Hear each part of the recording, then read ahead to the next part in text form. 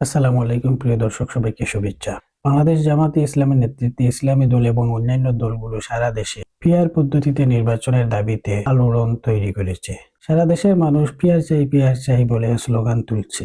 এই পিআর এর অনেক সুফল রয়েছে, কিন্তু বৃহৎ একটি রাজনৈতিক দলের নেতাকর্মীরা এই পিআর এর বিরুদ্ধে। তারা কেউ বলছেন পিআর বুঝেন না, আবার কয়েকজন সাবেক মহিলা এমপি যারা পিআর এর মাধ্যমে নির্বাচিত হয়েছে তারাও নাকি পিআর বুঝেন না। এই হলো অবস্থা। বাংলাদেশে প্রার্থী দেখে ভোট দেয় নাকি মার্কা দেখে ভোট দেয়, আসুন বুঝতে চেষ্টা করি।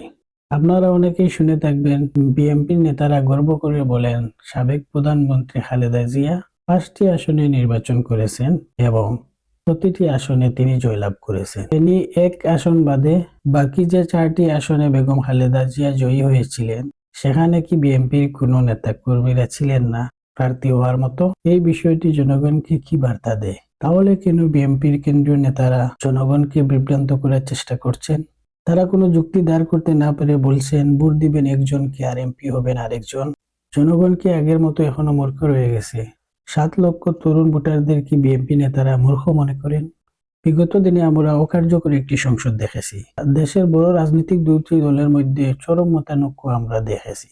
পিআর পদ্ধতি চালু হলে যা কখনো হবে না। পিআর পদ্ধতি হলে সংসদ কার্যকর হবে এবং রাজনৈতিক দলগুলোর মধ্যে আন্তরিকতা বাড়বে। এখন যেমন নির্বাচনের আগে ছোট রাজনৈতিক দলগুলোকে লোভনীয় অফার দেওয়া হয়, পিআর পদ্ধতি চালু হলে নির্বাচনের পর রাজনৈতিক দলগুলোর মাঝে প্রতিযোগিতা বাড়বে। এক দল আরেক দলকে কটাক্ষ করার সাহসও পাবে না।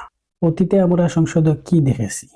শেখ মুজিবকে নিয়ে কটাক্ষ, শেখ হাসিনাকে নিয়ে কটাক্ষ, খালেদা জিয়াকে নিয়ে কটাক্ষ, জিয়াউর রহমানকে নিয়ে কটাক্ষ, স্বাধীনতা উত্তর বাংলাদেশে জন্ম নেওয়া তরুণ প্রজন্মকে রাজাকার বলে কটাক্ষ। পিআর চালু হলে পবিত্র সংসদ হতে এগুলো অটোমেটিক্যালি বিলুপ্ত হয়ে যাবে। সরকার যদি দলীয় প্রধান বা কোনো রাজনৈতিক দলকে নিয়ে কটাক্ষ করে, তাহলে তারা সরকারের প্রতি অনাস্থা জ্ঞাপন করবে। এই সরকার বদল হয়ে নতুন একটি সরকার গঠিত হবে, কিন্তু সংসদ কার্যকর থাকবে। এটাই হলো পিআর পদ্ধতির সুফল। আগে যেমন রাজনৈতিক নেতা এবং নেত্রীর মধ্যে মুখ দেখাদেখি বন্ধ ছিল, এটি রোধ হবে এবং বহিরাশক্তির হস্তক্ষেপ বন্ধ হবে। দেশের জনগণ ভোট দিয়ে পবিত্র সংসদে নিষিদ্ধ পল্লীর বয়ান কেউ শুনতে চায় না।